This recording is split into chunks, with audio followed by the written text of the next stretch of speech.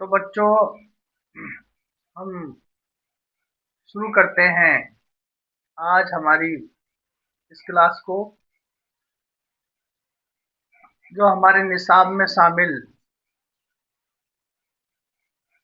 किताब जो है जान पहचान, जिसका सबक नंबर 3 और जिसका उन्वान है नेकी और बदी। इसके जो शायर है नज़ीर अकबर आबादी है। तो सबसे पहले हम इसकी यहाँ पर हम नज़ीर अकबर आबादी के बारे में और उनकी ज़िंदगी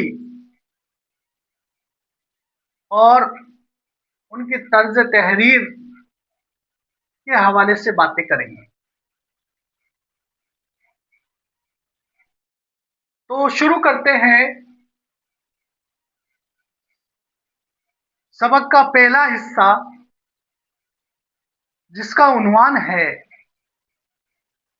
नज़ीर अकबर आबादी। अब सबसे पहले हम इनकी जाए पैदाइश देख लेते हैं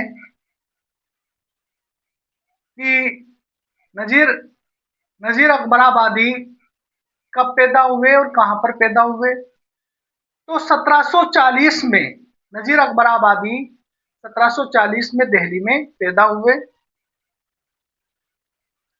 इनका पूरा नाम वली मोहम्मद था और ये नज़ीर तखल्लुस रखते थे।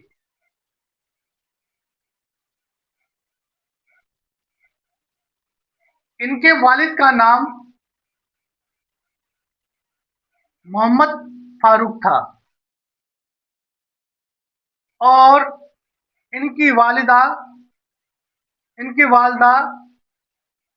नवाब सुल्तान खां की बेटी थी,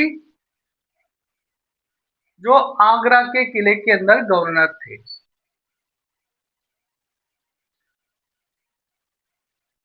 नज़ीर को अवामी शायर कहा जाता है।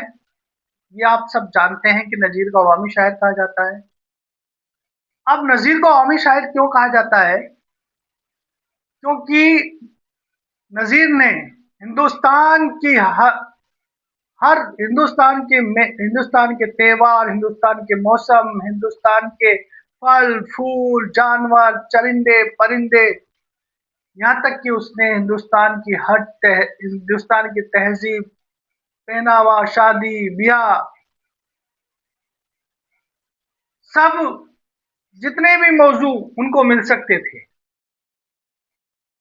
उन मौजुओं पर उन्होंने नज़में लिखी और उन्होंने अपनी नज़मों का जो मौजू है वो हिंदुस्तान की अवाम की जो जिंदगी है उनसे जो निस्बत रखते हैं, उन पहलुओं को उन्होंने उसका अपनी नज़मों का मौजू बनाया है। अगर हम नज़ीर अकबर आबादी के बारे में तफसील से जानकारी लेना चाहेंगे तो कलियात नज़ीर के अंदर ये पूरी जानकारी तफसील से मौजूद है। इन्होंने अपनी नज़मों के अंदर सादा और सलीस ज़बान का इस्तेमाल किया है। इन्होंने अपनी नज़म के अंदर हिंदुस्तान के लोग जिस तरह की ज़बान बोलते हैं, उनकी तहजीब कैसी है, उनके लोगों का पहनावा कैसा है, तो उस तरह से उस पर भी इन्होंने नज़म लिखी है।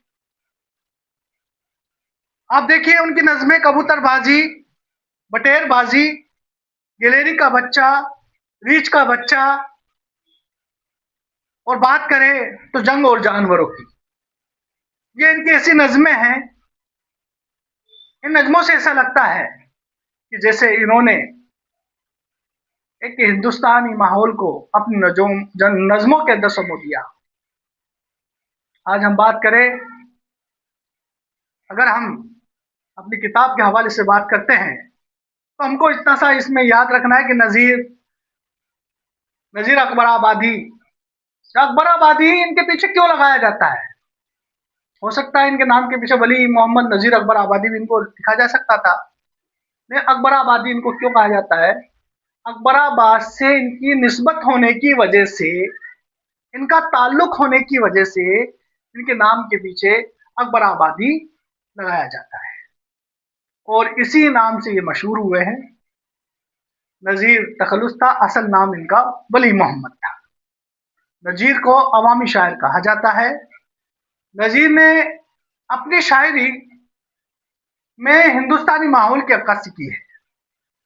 नजीर ने मौसमों, मेलों, त्योहारों, इंसानी जिंदगी के मुख्तलिफ पहलुओं पर इन्होंने नज़में लिखी है। इनकी कुछ मशहूर जो नज़में हैं, जो हमारे निसाब के अंदर दे रखी है, हमारी किताब के अंदर दे रखी है, जान पहचान के अंदर, रोटियां हैं, बंजारा नामा है, मुफलिसी है, होली है, आदमी नामा है, किसी कन्हैया का बालपन है और उसी में से एक नज़म नेकी और पति है। तो नजीर अकबर आबादी एक हिंदुस्तानी शायर है और इनकी नज़मों में हिंदुस्तानी रंग नजर आता है। कई शायरों ने नजीर अकबर आबादी को शायर मानने से इनकार कर दिया था, लेकिन आज हिंदुस्तानी लोग और हिंदुस्तानी अवाम नजीर की नज़मों को पढ़ती है। माना जाता है नजीर को मीर, सौदा और दर्द का हम असर शायर तस्लीम किया जाता है, क्योंकि ये इन्होंने काफ़ी लंबी उम्र पाई थी, तवील उम्र पाई थी। 1740 में इनकी पैदाइश हुई और 1830 में इनका इंतकाल हुआ। लगभग 90 साल का अरसा रहा। तो ऐसा माना जाता है कि इंशा है, ज़ुरात है, नासिक है, इनके ज़माने को भी इन्होंने देखा है। लेकिन खालिस खास तौर से इनको, नज़ीर को मीर, सौदा और दर्द का हम असर शायर तस्लीम किया जाता है। तो आज की मुख्तसर सी जानकारी नज़ीर अकबर आबादी के बारे में। ठीक है।